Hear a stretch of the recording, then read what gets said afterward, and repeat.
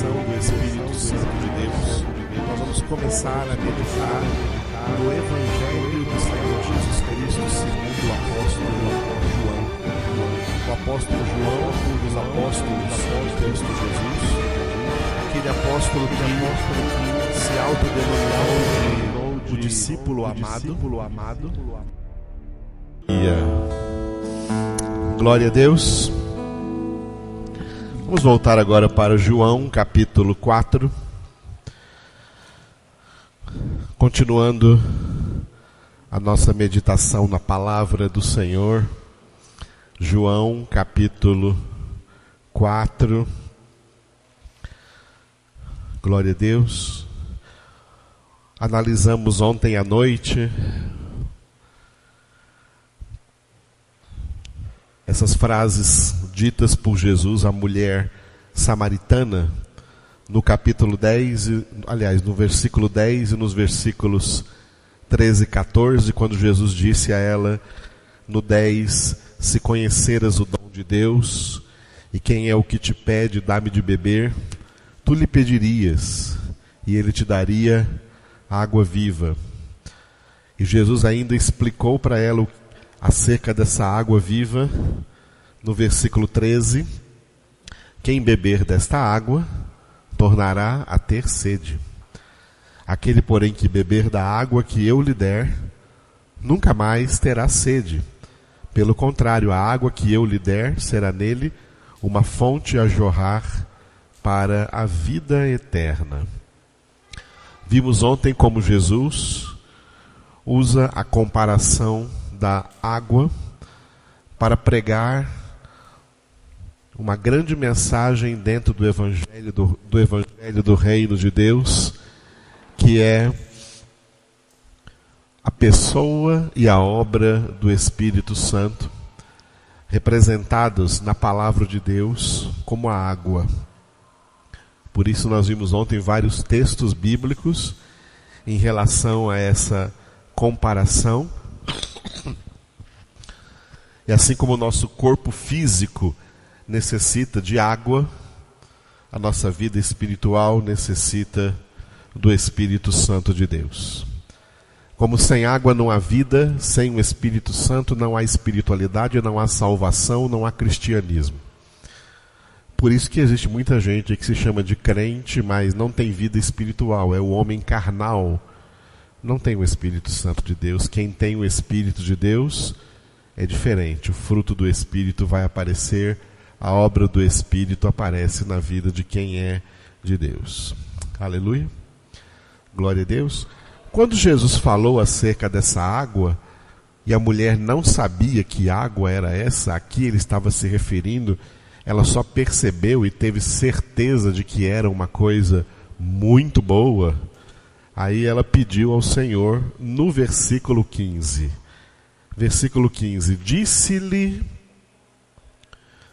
disse-lhe a mulher, Senhor, dá-me dessa água, para que eu não mais tenha sede, nem precise vir aqui buscá-la. Quando a mulher pediu a água, aí Jesus entrou com uma palavra um tanto surpreendente dentro desse diálogo, já que ninguém tinha conversado aqui sobre família, a mulher não tinha conversado se era casada ou sei lá o quê.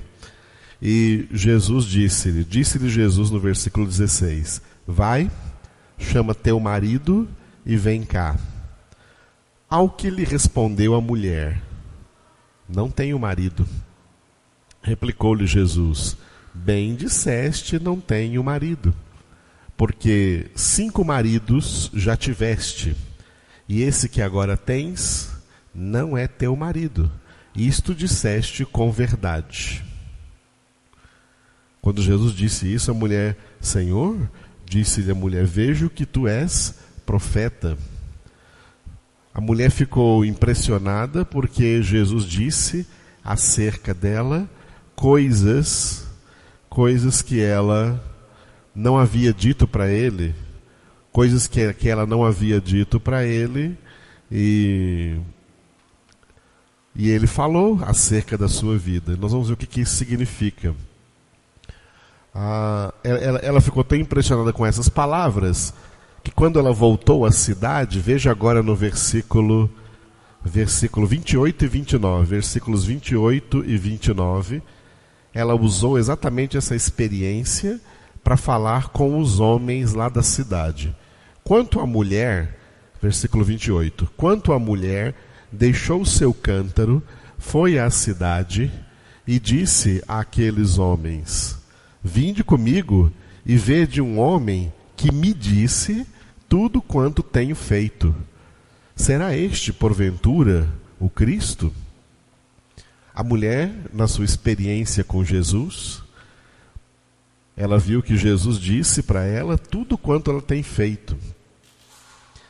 Não, tem duas maneiras que nós temos que explicar que não foi isso que aconteceu. Primeiro, Jesus não adivinhou. Jesus não adivinhou que essa mulher tinha tido 5 maridos e agora o que ela tem não é dela.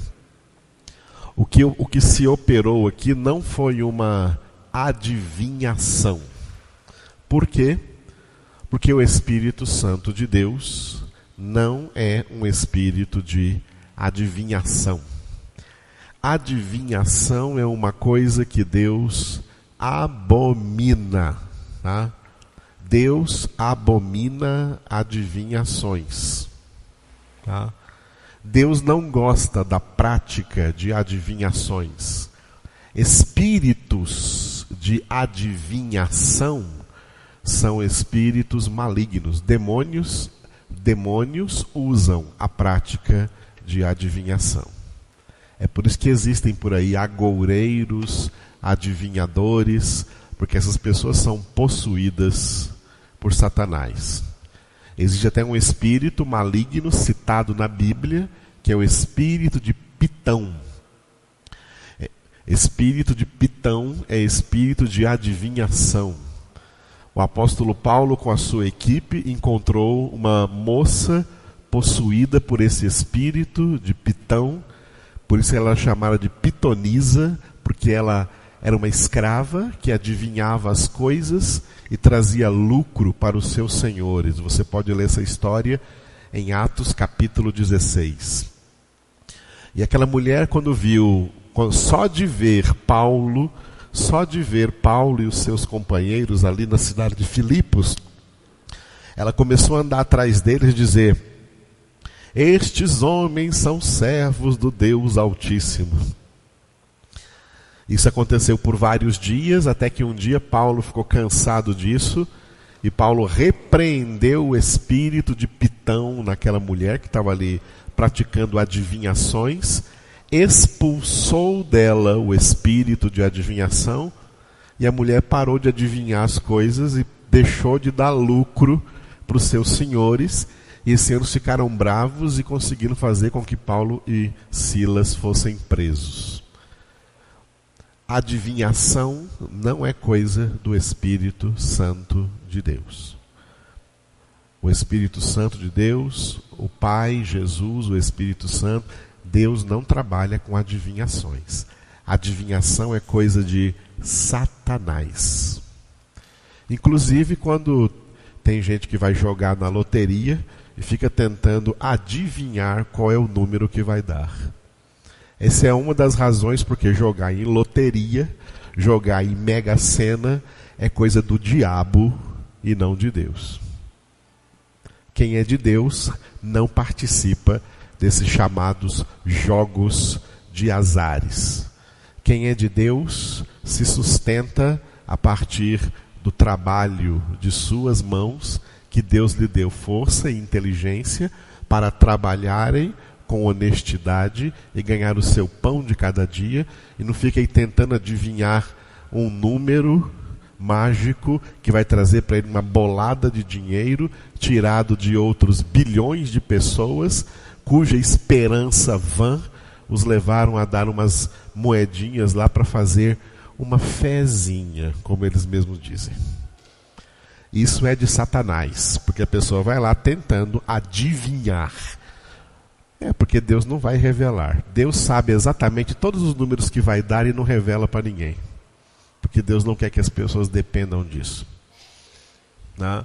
Então vão tentando adivinhar as coisas. Não, Deus não trabalha com adivinhação, e toda adivinhação é abominável aos olhos de Deus. Glória a Deus. Então, o que aconteceu aqui não foi uma adivinhação. Segunda coisa que não aconteceu aqui, que muitas pessoas poderiam dizer que é por causa disso. Jesus sabia da vida dessa mulher, ele não adivinhou, ele sabia da vida dessa mulher, porque ele é Deus, e Deus sabe de tudo. Resposta errada.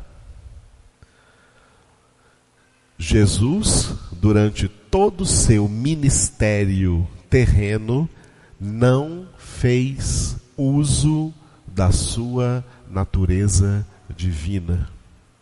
Jesus, enquanto estava na terra, exercendo o seu ministério, como também neste episódio, ele apenas estava usando a sua natureza humana e não a natureza divina.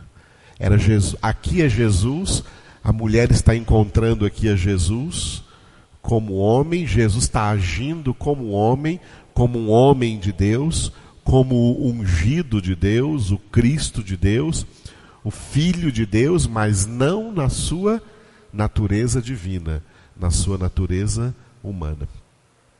Jesus não podia, isso fazia parte da obra da salvação.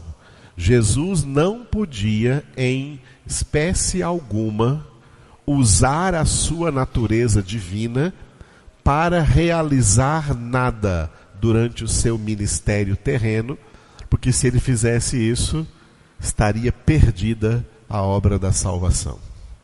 Para que a obra da salvação valesse, Jesus não podia usar a sua natureza divina. Foi por isso que o diabo tentou Jesus.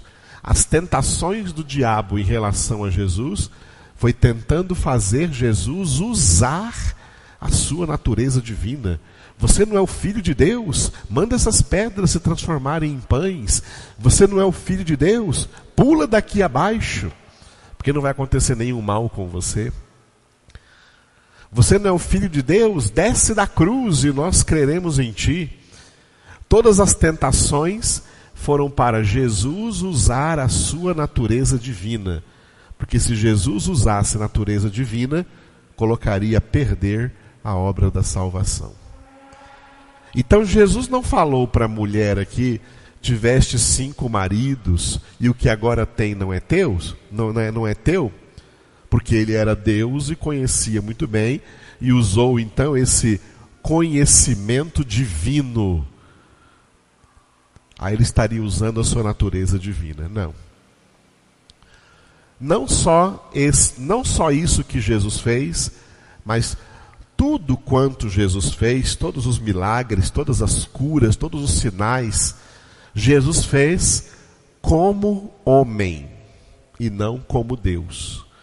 E é por essa razão que ficou escrito para nós uma das palavras de Jesus, muito importantes, é importante você dar uma olhada aí, e anotar também, quem está anotando, que é João 14:12.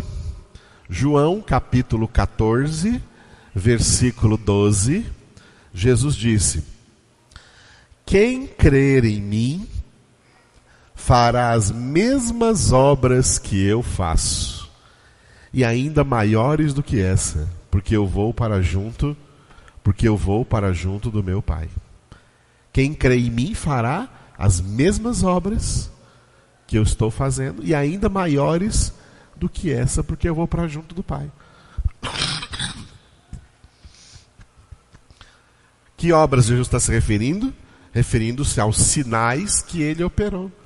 Aos sinais miraculosos, curas, milagres, prodígios.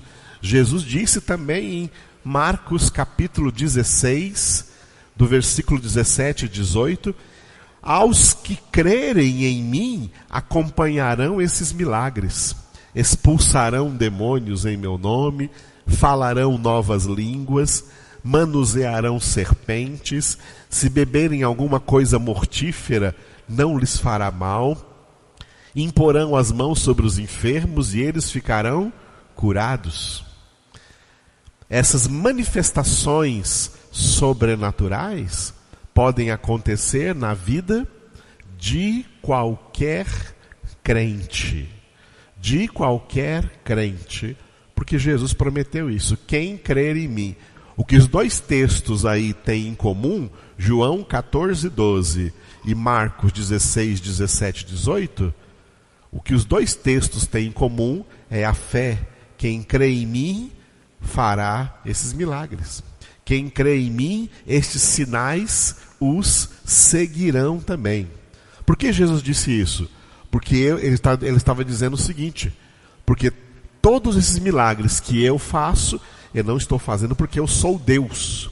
Porque se eu estivesse fazendo porque eu sou Deus, ninguém mais podia fazer, porque ninguém mais é Deus. Mas vocês podem fazer porque eu não fiz como Deus, eu fiz como homem. Como homem cheio do Espírito Santo, como homem de fé, como homem de Deus. Então Jesus não fez nenhum milagre porque era Deus e nem usando a sua natureza divina.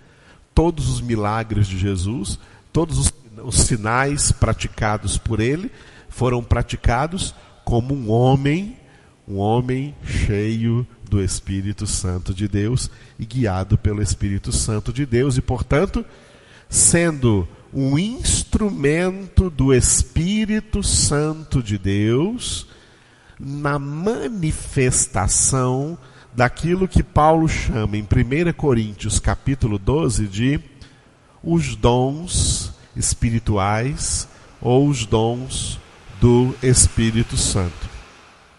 Os dons do Espírito Santo. Paulo faz uma lista de 9 dons do Espírito Santo em 1 Coríntios capítulo 12. Eu coloquei essa lista aqui para vocês aqui no slide. Abra aí também na sua Bíblia 1 Coríntios capítulo de número 12. 1 Coríntios capítulo 12, é só essa aí hoje, viu, Marisa? 1 Coríntios capítulo 12. E esse capítulo, eu quero que você abra na sua Bíblia, porque no versículo 1, Paulo começa dizendo assim, ó: a respeito dos dons espirituais, não quero, irmãos, que sejais ignorantes. Glória a Deus. Então, a palavra de Deus está exortando-nos a não sermos ignorantes acerca dos dons espirituais. Paulo vai citar aqui nos versículos, quando começar ali no versículo 8, se eu não me engano, isso. Em 3 versículos, versículos 8, 9 e 10. Em 3 versículos, versículos 8, 9 e 10, Paulo cita aqui 9 dons espirituais.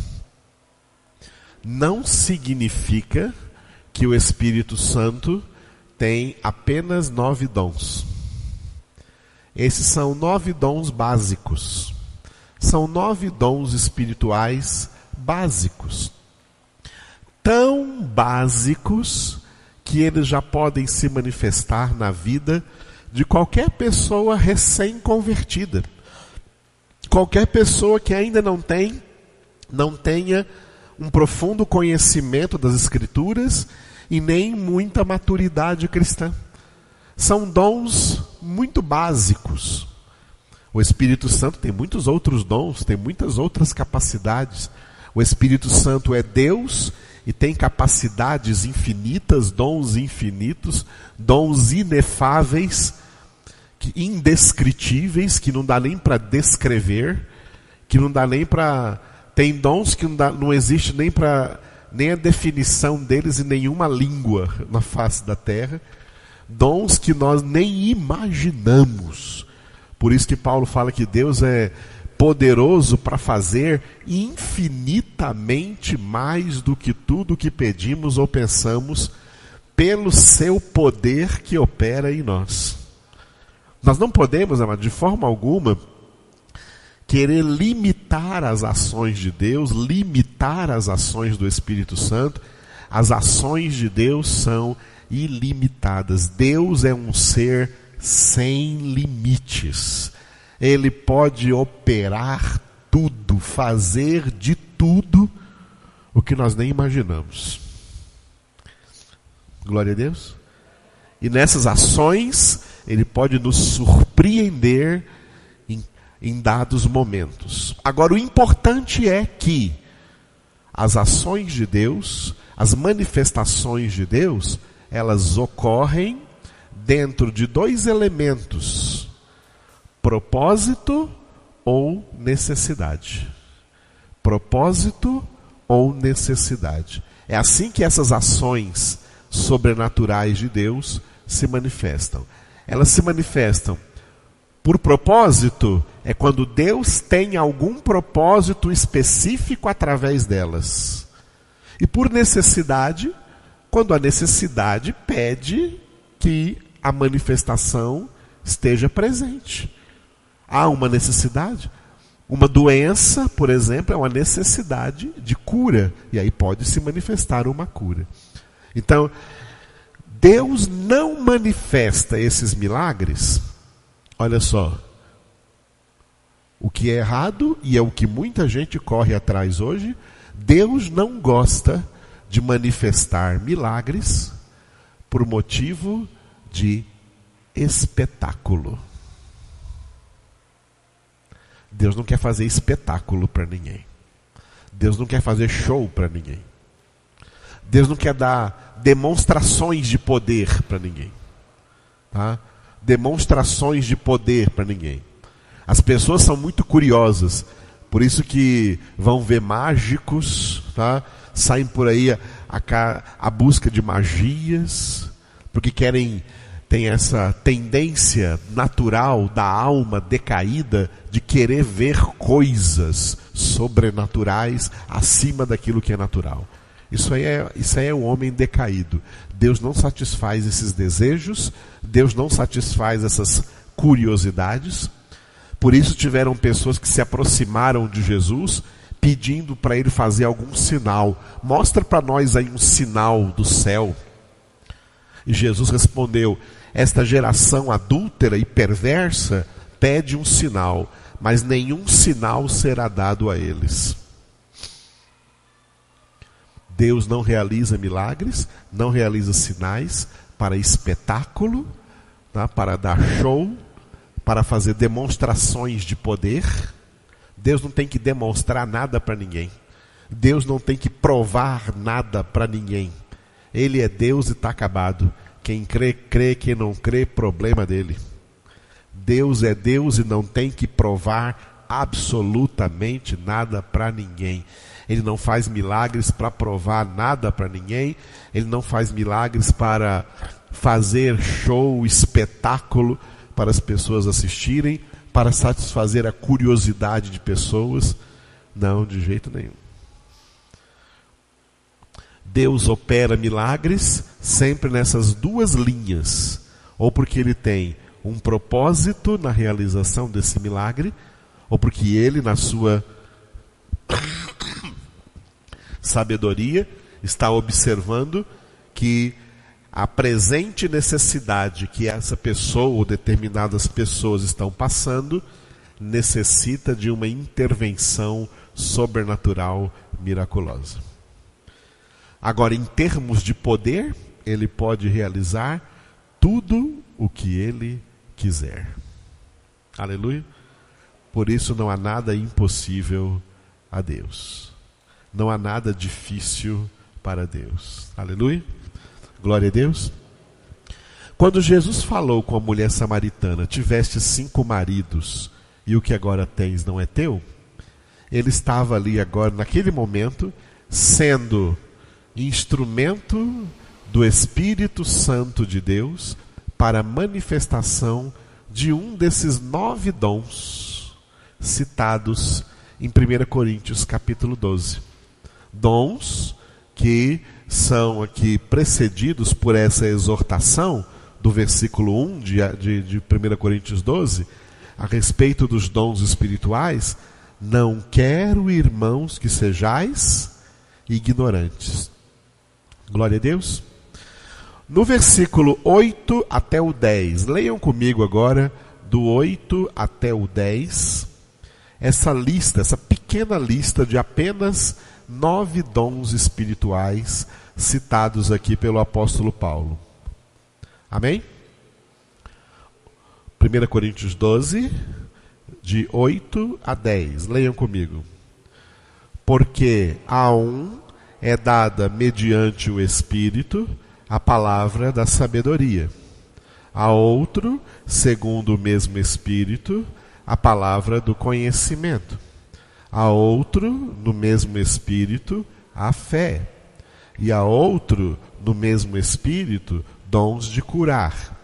A outro, operações de milagres. A outro, profecia. A outro, discernimento de espíritos. A um, variedade de línguas. E a outro, capacidade para interpretá-las. Aleluia. Esses são então 9 dons citados aí, citados pelo apóstolo Paulo, né, sob a inspiração do Espírito Santo aqui, nessa primeira carta de Paulo aos Coríntios. 9 dons espirituais que, como eu disse, não esgotam os dons do Espírito Santo. São apenas 9 pequenos dons aí, bem básicos, e que podem ser manifestados na vida de qualquer crente, como foram manifestados na vida de Jesus. Agora atenção, especialmente na realização do ministério cristão, da pregação da palavra de Deus, da evangelização, quando você está sendo um instrumento de Deus para evangelizar pessoas. O que Jesus está fazendo aqui no João capítulo 4? Evangelizando uma mulher, evangelizando a mulher samaritana. E enquanto ele evangelizava, o Espírito Santo que estava nele se manifestou através de um desses dons. Vamos reconhecer qual foi o dom?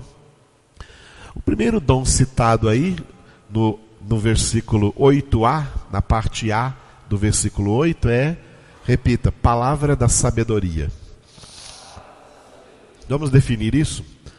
Palavra da sabedoria é uma palavra resumida.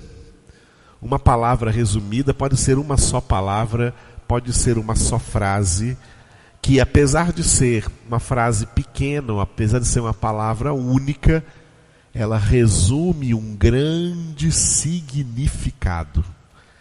Uma palavra de sabedoria é uma palavra pequena, mas que resume grande conteúdo, grande explicação.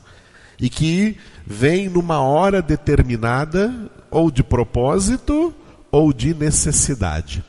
Vamos dar um exemplo, quando ela surgiu numa necessidade.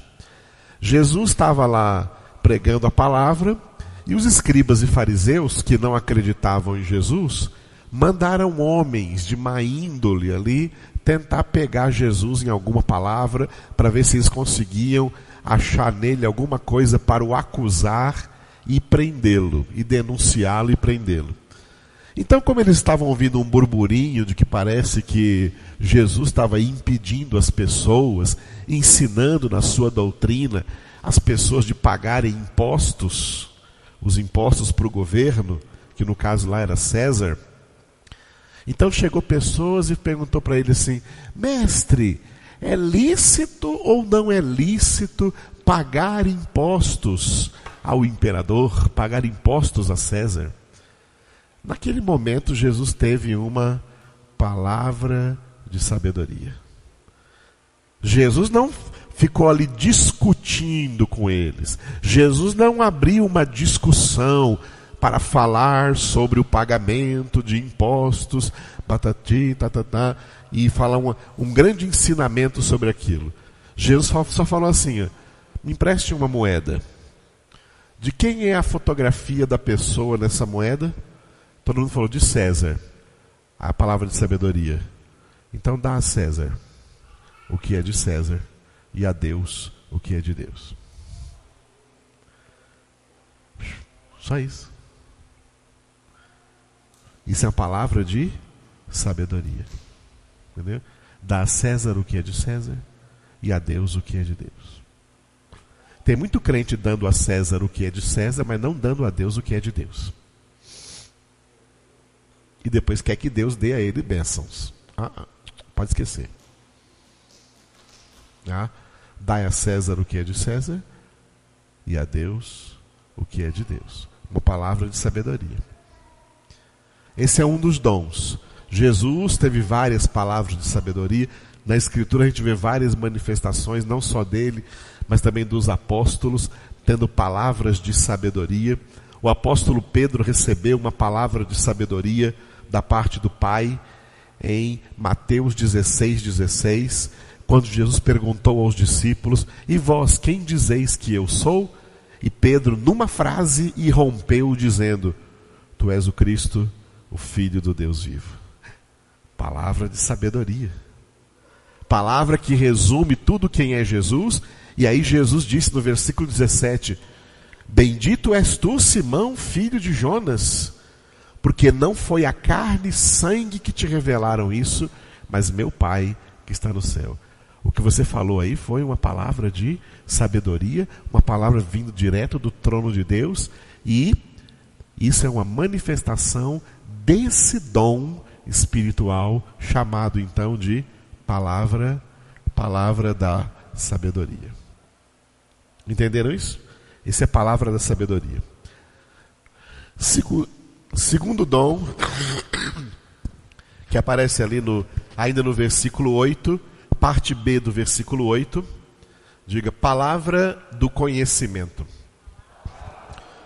Algumas traduções colocam palavra da ciência. É a mesma coisa. Ciência é conhecimento, conhecimento é ciência. Ok? Palavra do conhecimento ou palavra da ciência. Essa foi a palavra que Jesus teve no caso da mulher samaritana. Ele já começou tendo essa palavra logo após a requisição da mulher. Quando a mulher samaritana diz: Senhor, me dá dessa água para eu já não ter sede, nem vir aqui tomá-la. Aí Jesus começa a ter a palavra do conhecimento aqui. Quando ele toca no assunto, ele toca no assunto que vai mexer no âmago da vida dessa pessoa. Amados, cada um de nós tem um assunto aí que, se alguém tocar nesse assunto, vai mexer lá dentro da sua vida. O assunto que ia mexer na vida dela era exatamente essa questão matrimonial, já que ela vivia uma vida matrimonial desregrada, uma mulher vazia, tentando preencher sua vida com homens, já estava no 6º marido. Jesus está falando para ela sobre algo que realmente vai preencher sua vida, o Espírito Santo de Deus, a água viva que só Ele pode dar. Quem crê em mim, do seu interior fluirão rios de água da vida. Quem beber dessa água tornará a ter sede, mas quem beber da água que eu lhe der, nunca mais terá sede. O seu vazio vai ser preenchido. O seu sentido de vida vai ser preenchido. Não vai estar procurando mais preencher sua vida com outras coisas ou com outras pessoas, porque quem preenche nossa vida é Deus e nada mais e ninguém mais. Então Jesus tocou no assunto que era o problema exato dela. Você quer da água? Então vai lá e chama teu marido. Vai lá e chama teu marido e volta aqui. Aí ela, tentando dissimular, porque isso acontece quando alguém toca no âmago da sua vida, a primeira coisa que você tenta fazer é dissimular, desviar. Ela tentando dissimular para não encarar de frente o seu problema. Não sei porque as pessoas não gostam de encarar de frente o seu problema, né? A Lucilene pode explicar isso depois para nós. As pessoas não gostam de encarar de frente os seus problemas. Elas preferem ficar a vida inteira tentando fugir, empreendendo uma fuga dos seus problemas, em vez de encará-los de frente. E esses problemas só são resolvidos quando são encarados de frente. O Evangelho faz isso. O Evangelho leva a gente a encarar de frente o nosso problema. Aleluia. Então a mulher tenta dar uma dissimulada. Não tenho marido não. Aham. A palavra do conhecimento está agindo. O Espírito de Deus está agindo através de Jesus na palavra do conhecimento, porque Deus a conhece, o Espírito de Deus conhece, e o Espírito de Deus está ali mostrando então para Jesus, dando a Jesus essa palavra do conhecimento. Você teve 5 maridos. E esse que agora você tem, aí o 6º, já é meia dúzia, o 6º não é teu. Aí ela ficou impressionada. Senhor, como é que o senhor acertou desse jeito?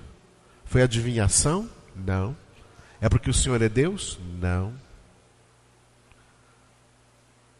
É o Espírito de Deus agindo através de Jesus, que deu a ela essa palavra do conhecimento. Uma coisa impressionante sobre os dons e muito negativa que nós temos que dizer é que esses dons podem causar muita confusão em pessoas mal intencionadas ou que não sabem direito lidar com esses dons espirituais. E aí causam confusão. Uma das confusões causadas por causa desse dom aí, chamada palavra do conhecimento ou palavra da ciência, é o que você já conhece, você já deve ter ouvido por aí, muitos de vocês ou todos vocês já devem ter ouvido por aí, de dom de revelação. Já ouviu isso? Igreja aí que tem dons de revelação, pastores aí, sei lá o que tem dons de revelação. É errado. Onde que tem dom de revelação aqui? Aqui tem o dom, aqui não tem esse dom de revelação aqui não. E tem gente que fala assim, eu fui naquela igreja lá e uma vez encontrei uma senhora, falou, fui aqui numa igreja e fui revelada. Fui revelada lá naquela igreja, porque lá de cima o pastor falou uma coisa que era lá o meu problema. Isso não é dom de revelação. Tá? Isso é o dom da palavra do conhecimento. Tem que dar nome certo. Revelação, amados. Revelação é toda a palavra de Deus. Revelação é a Escritura. Revelação, a revelação de Deus é Gênesis até Apocalipse. Essa é a revelação. Deus não revela mais nada. Tudo que Deus queria revelar, Ele já revelou. Está na Escritura Sagrada. Ele não revela mais nada. A revelação é a palavra de Deus. E tem gente por aí, ignorante de Bíblia, que chama esse dom aí de dom de revelação. Isso não é dom de revelação. Isso é dom de palavra do conhecimento. Que o Espírito de Deus pode manifestar a qualquer momento, obedecendo sempre essas duas coisas que eu falei para vocês. Ou um propósito de Deus, ou uma necessidade. Que geralmente ocorre onde o ministro de Deus, o cristão, o crente estiver ali evangelizando alguém, pregando alguém a palavra de Deus e de acordo com a necessidade que se apresentar naquele evangelismo, naquela evangelização, o Espírito de Deus então manifesta isso, como manifestou aqui na vida de Jesus, falando com a mulher samaritana. Amém, queridos? Foi bem compreendido isso? No versículo 9 também cita 2 dons, né? Então já vimos que o de Jesus com a mulher samaritana foi palavra do conhecimento. Versículo 9 cita 2 dons, diga fé, dons de curar. A fé é colocada aqui como um dom do Espírito Santo, porque a fé realmente é um dom de Deus. Efésios 2:8. Efésios 2:8 você lê: pela graça sois salvos mediante a fé. E isso não vem de vós, é dom de Deus. Por isso é lícito dizer aqui que entre esses 9 dons aqui, esses 9 dons citados, o mais importante é a fé. O mais importante é a fé, porque a fé está diretamente envolvida com a nossa salvação. Tá? Diretamente envolvida com a nossa salvação. Por isso, também é citado em Romanos capítulo 5, versículo 1. Justificados, pois, mediante a fé, temos paz com Deus por meio de nosso Senhor Jesus Cristo. Então, pela fé, nós temos salvação. Só que essa fé que vem a nós como Romanos 10:17, a fé vem pelo ouvir a pregação da palavra de Deus. A fé que vem a nós pela palavra de Deus, a fé que é esse dom espiritual que vem a nós pela palavra de Deus, se ela é poderosa para a operação da nossa salvação, ela é poderosa para operar qualquer coisa. Se a fé é poderosa para operar a salvação, ela é poderosa para operar qualquer coisa. Teve uma ocasião que Jesus foi buscar figos numa figueira e não tinha nenhum, só tinha folhas. Jesus então amaldiçoou a figueira, dizendo assim: jamais nasça fruto de ti. Foi embora.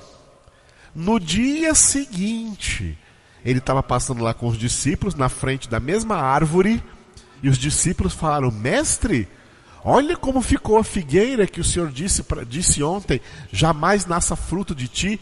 Ela secou completamente. Como isso pode acontecer?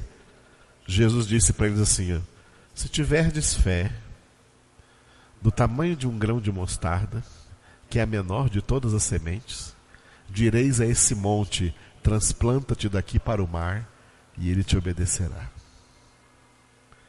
Porque tudo é possível ao que crê. Repita isso, amado. Tudo é possível ao que crê. Não, mas com mais alegria, com mais ânimo. Mas isso é uma palavra muito tremenda para nós. Nas situações da vida que nós passamos, diga: tudo é possível ao que crê. Você tem que declarar isso. Essa é a fé. Tá? Essa é a fé. A fé é um dom. Dons são instrumentos que nós podemos usar e devemos usar no nosso dia a dia. E por isso a Escritura declara: o justo viverá pela fé.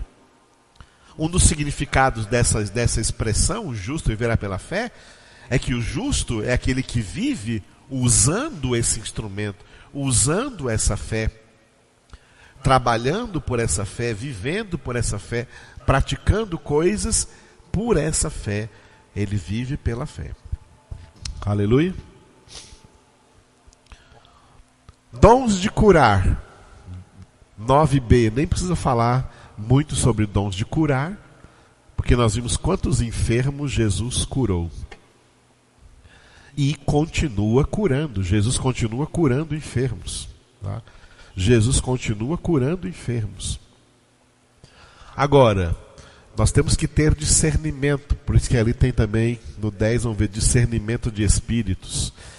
Temos que ter discernimento, porque Jesus não está aí curando todo mundo. Ele cura quem ele quer curar. E ele não cura quem ele não quer curar. Jesus pode ter propósito na cura ou pode ter propósito na enfermidade. Se Jesus viesse curar todo mundo, ele teria curado todos os doentes que estavam no tanque de Betesda. João capítulo 5. João capítulo 5, Jesus passou ali por um poço que havia ali em Jerusalém, chamado Betesda, e havia ali um número imenso de gente doente. Por que Jesus não curou todos eles? De todas aquelas pessoas, Jesus curou um homem. Se ele viesse para curar todo mundo, tinha curado todos ali. Ele curou um homem. Não curou mais ninguém que estava ali naquele poço. Era uma multidão de enfermos e um só foi curado. Deus cura quem Ele quer, quando Ele quer, como Ele quer, através do que Ele quiser, e seguindo sempre o seu propósito ou a necessidade de cura que Ele estiver enxergando que possa acontecer. Aleluia. Eu já vi muitas curas acontecendo e muitas curas não acontecendo. Deus opera das duas maneiras. Glória a Deus. Não existe uma coisa que é uma doutrina falsa que entrou por aí, especialmente do avivamento pentecostal para cá, igrejas pentecostais e neopentecostais. Existe uma doutrina errada, uma heresia, chamada de funcionabilidade. Funcionabilidade. Que doutrina é essa? É que alguma coisa tem que funcionar de qualquer maneira, do jeito que as pessoas pensam que vai funcionar. Não se aplica a isso.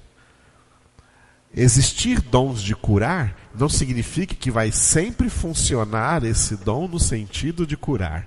Isso é funcionabilidade. É assim que se baseia esses testemunhos que se dão por aí. As pessoas querem dizer assim, ó, funcionou comigo, vai funcionar com você também. Não, senhor. Não. Não é que exercer o dom de cura em alguém que vai exercer em todo mundo do mesmo jeito, porque vai funcionar do mesmo jeito. Deus não trabalha assim. Deus trabalha dentro de propósitos que Ele tem, Deus trabalha dentro de necessidades que Ele enxerga, dentro de propósitos que Ele tem e dentro de necessidade que Ele enxerga, e não dentro de funcionabilidade. É obrigado a funcionar, é obrigado a acontecer. Não, não é obrigado a funcionar, não é obrigado a acontecer. Acontece quando Deus tem propósito. Quando Deus tem propósito, Ele age e Ele declara, agindo eu, quem impedirá? E acontece quando o próprio Deus enxerga a necessidade disso acontecer. Aí acontece. Fora isso, não... alguém vai dizer, nós oramos para fulano ficar curado e não funcionou. Alguma coisa saiu errada. Ou foi errada na nossa oração, ou foi errada não sei o quê. O que deu de errado que não funcionou? Não funcionou porque nenhum desses dons funcionam na base da funcionabilidade. Isso é uma heresia. Não funciona do jeito que o homem quer, não funciona quando o homem quer, não funciona quando o homem decide, não funciona quando o homem determina. Funciona quando Deus quer que funcione. E ponto final. Aleluia. Glória a Deus, irmãos. Então, se você falar para um paralítico, levanta-te e anda, e ele não andar, é porque Deus não quis que ele andasse. E se você falar para um paralítico, levanta e anda, e ele levantar, é porque Deus quis que ele andasse. Não é obrigado a fazer funcionar, não. É Deus que faz de acordo com o seu propósito. Aí as pessoas falam, mas se eu falar e não acontecer, eu vou ficar todo envergonhado. Envergonhe, você já tinha que se envergonhar de saber quem você é. Nada. Diante de Deus e diante de ninguém. Entendeu? Isso é hipocrisia. Então, dons de curar, funciona. Deus cura. E também não cura. Cura quando quer e cura quando não quer. Cura quando tem propósito e não cura quando não tem propósito de curar. Os propósitos de Deus são perfeitos. Todos esses dons manifestam uma certa operação de milagres. O apóstolo Paulo resumiu aqui só no versículo 10, né? Por isso o versículo 10 vai de A até E. 10A, B, C, D e E. Resumiu aí no versículo 10 os últimos cinco dons. Diga, operações de milagres. Está envolvido nos outros dons, porque, por exemplo, a cura milagrosa é um milagre. Tudo isso são milagres, né? Milagres são manifestações, o quê? Sobrenaturais. Uma manifestação que não é natural, uma coisa que não é natural. Os milagres de Jesus não foram somente curas. Foram milagres como, por exemplo, andar sobre as águas. Opa, isso aí é sobrenatural. Natural é afundar. Andar sobre as águas não é natural, então foi sobrenatural. Multiplicar 5 pães e 2 peixes para mais de 5.000 homens, sem contar mulheres e crianças, milagre. Transformar água em vinho, milagre. Então, esses milagres, tá? São parte o quê? Dos dons espirituais. Operações de milagres. E assim como as curas, tá? Acontecem de acordo com o propósito de Deus ou uma necessidade que o próprio Deus enxerga. E deixa eu dizer uma coisa para vocês. A Bíblia não manda nós buscarmos milagres. Ela manda buscarmos Deus. Estamos aqui para buscarmos a Deus. Milagre é uma decisão de Deus fazer ou não fazer. É Deus quem faz quando Ele quer. Nós deixamos Deus nos surpreender, fazendo o milagre quando Ele quer fazer o milagre. Deus não vai fazer nenhum milagre porque nós estamos obrigando Ele a fazer, ou é porque nós oramos que o milagre aconteceu. Não. Deus faz o milagre quando Ele tem o propósito de realizar esse milagre. Glória a Deus. Então, os milagres acontecem dentro desses dois esquemas, propósito e necessidade. Profecia. Vamos pegar aqui o 10B, o 10D e o 10E de uma só vez, os três. Profecia, variedade de línguas e interpretação de línguas. Esses 3 dons, profecia, variedade de línguas e interpretação de línguas, esses 3 dons eles foram regulados em 1 Coríntios capítulo 14. O uso desses dons ficou restrito a 1 Coríntios capítulo 14, onde Paulo explica que esses dons só podem estar presentes dentro de uma congregação, dentro de uma reunião, quando pessoas se reúnem.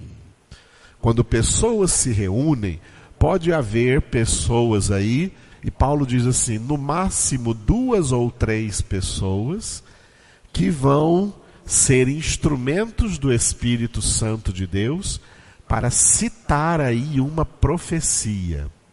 2 ou 3 podem profetizar, um após o outro, e todos os outros vão usar o outro dom ali, o 10C, discernimento de espíritos, para julgar essa profecia. Por quê? 1 Coríntios capítulo 13, Paulo diz, em parte profetizamos. Esse dom de profecia, ele se encontra com a fragilidade humana. Então, quando uma pessoa é usada por um dom de profecia, nem tudo que ela falou é do Espírito de Deus. Ela misturou com coisas dela, com sentimentos dela, com ideias dela, com pensamentos dela. Então o que tem que fazer? Tem que julgar essa profecia para ver o que essa pessoa falou, o que é de Deus e o que era dela mesma. o que era humano, ideia humana, e não era de Deus. Porque essa profecia não é como os profetas do Antigo Testamento, que tudo o que eles falavam era de Deus. O dom de profecia é imperfeito, não que o dom seja imperfeito, mas a pessoa, o instrumento sendo usado é imperfeito. Jesus era um instrumento perfeito. Jesus profetizou a sua própria morte.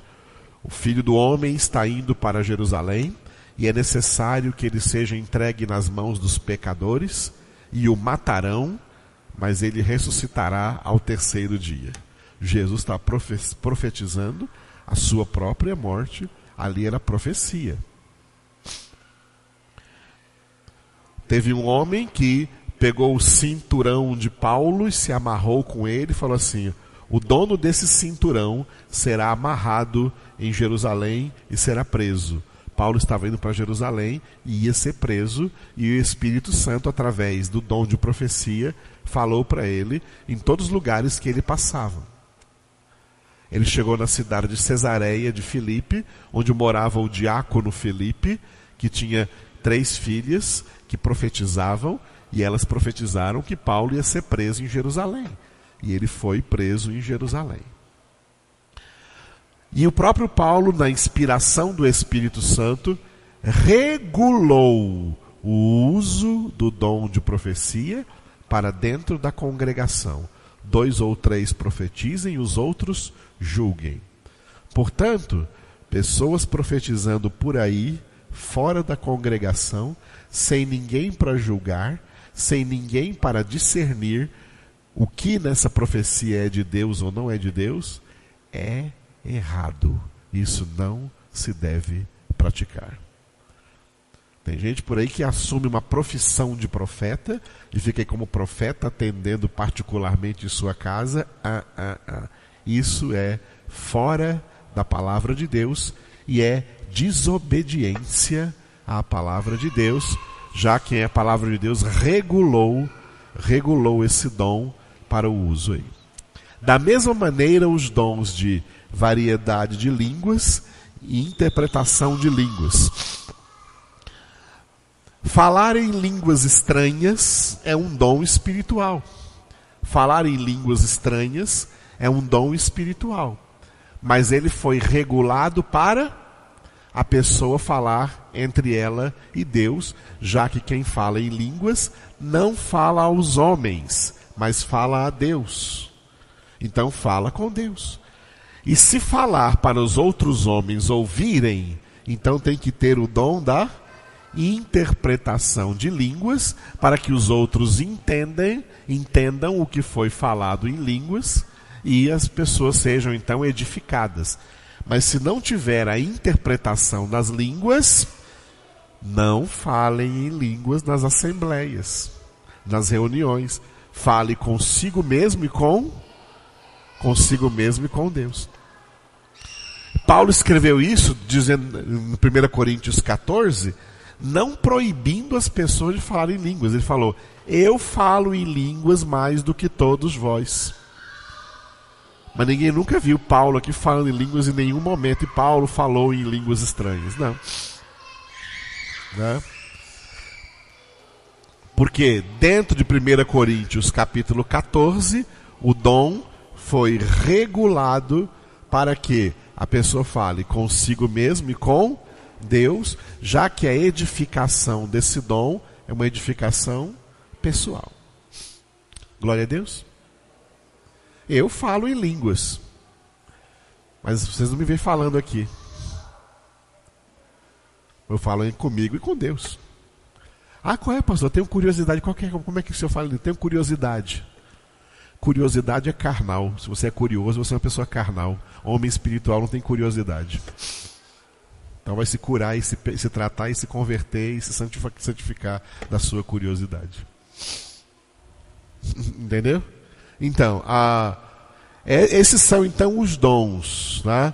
Os dons, todos eles sendo usados com discernimento.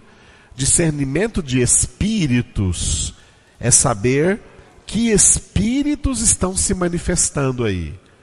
se é o espírito do homem, se é o espírito de Deus, ou se são até espíritos malignos. Porque o diabo também imita Cristo. O diabo também sabe imitar dons espirituais. O diabo sabe imitar línguas, sabe imitar profecias. O diabo sabe imitar até milagres e curas. Então, ter o dom de discernimento de espíritos para saber que espírito está agindo. O espírito de Deus, o espírito do homem, ou até espíritos malignos que estão agindo. Ou se são os anjos, porque os anjos também são seres espirituais. Hebreus 1,14, são todos eles espíritos ministradores enviados a serviço dos que hão de herdar a salvação. Glória a Deus. Então esse ensinamento de hoje é para nós aproveitarmos o que Jesus disse à mulher samaritana, acerca dos 5 maridos que ela teve e o que agora tem não era dela. Como Jesus sabia disso? Não, ele não sabia. Ele foi usado pelo Espírito de Deus no dom da palavra do conhecimento. Os dons são do Espírito Santo, não é de posse de ninguém, é do Espírito Santo. E ele vai manifestá-los de acordo com a necessidade e o propósito de Deus. Amém? O que é mais forte que os dons? É o que nós já temos. O que o Espírito Santo tem de mais forte não são os dons dele. O que o Espírito Santo tem de mais forte é a espada dele. A palavra de Deus é a espada do Espírito. Por isso, procura apresentar-te a Deus aprovado, como obreiro que não tem de que se envergonhar, que maneja bem a palavra da verdade. Os dons podem se envolver com falhas, mas a palavra de Deus, ela é infalível. Portanto, se apegue à palavra de Deus e deixe os dons para quando o Espírito Santo de Deus decidir manifestá-los conforme seu propósito e a necessidade que ele enxergar. Aleluia. Glória a Deus.